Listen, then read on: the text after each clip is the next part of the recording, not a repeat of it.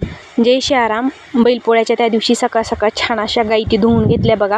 आज आध्यात्मिक शाळानं रेकॉर्डिंग करूनच ऐकली, कारण मला पण गाई धुवायच्या होत्या आणि पाण्यात मोबाईल जर पाणी साऊंडमध्ये ते गेलं की परत काही मोबाईल चालू होत नाही. त्याच्यामुळे मला एक म्हटलं चला आज रेकॉर्डिंग करून ठेवावी, आणि घरी रेकॉर्डिंग चार्जिंगला लावून मोबाईल रेकॉर्डिंग चालू केलेली होती. आणि इकडं घरी आले गावाकडे, आता रानात राहत नाही त्याच्यामुळं का गावाकडे आले. देवपूजा ती करून घेतली. आप्पांसाठी आप्पांली होता आमच्या बैलांचा उपास, त्यामुळे त्यांच्यासाठी शाबू केला, नैवेद्य भात करायला चालू आहे. देवपूजा झाली आणि श्रेयाने छान असं पुरीप्रेने नैवेद्य करून दिलेले आहेत.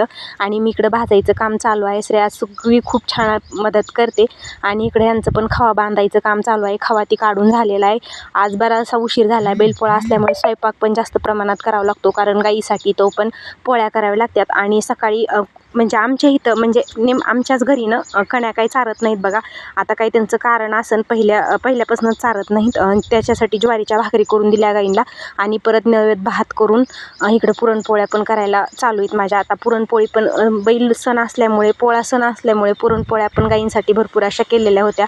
आज मला खूप सारा स्वयंपाक होता, आणि त्यातून अधूनमधून आईला फोन करणं, कारण आज आई शिष्य दीक्षा घेण्यासाठी नाणीधामला गेलेली आहे. त्याच्यामुळं सतत काळजी वाटते कुठपर्यंत गेली काय. आणि सोबत खूप सारे माणसं आहेत, कारण सप्टेंबर महिन्यात लास्टची शिष्य दीक्षा मिळणार होती. कारण आता इथून पुढं 2 वर्षानंतर 2 वर्ष साधना करावं लागणार आहे. त्यामुळे आज ह्यावेळेस लास्ट शिष्यदीक्षा होती, आणि म्हणून सारखं फोन करत होते आईला.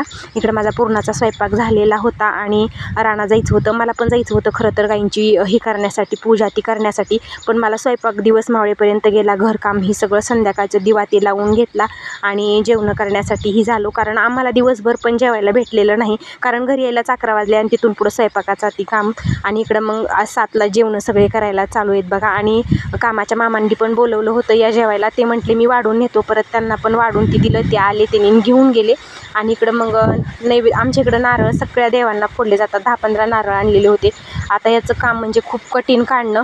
आता तीच काढायला चालू आहे बघा. 9:30 वाजलेले होते. संध्याकाळचा पण खवा करून झालेला होता, काढून आलेले होते. आणि चला म्हटलं उद्यानंतर बाकीचे सगळे कामं असतात. उद्या पण रानात जायचं असतं. पेरूच्या बागेतली छाटणी, छोटी छोटी फुलं काळ्या आणि पेरू तोडायचे आहेत. जय श्री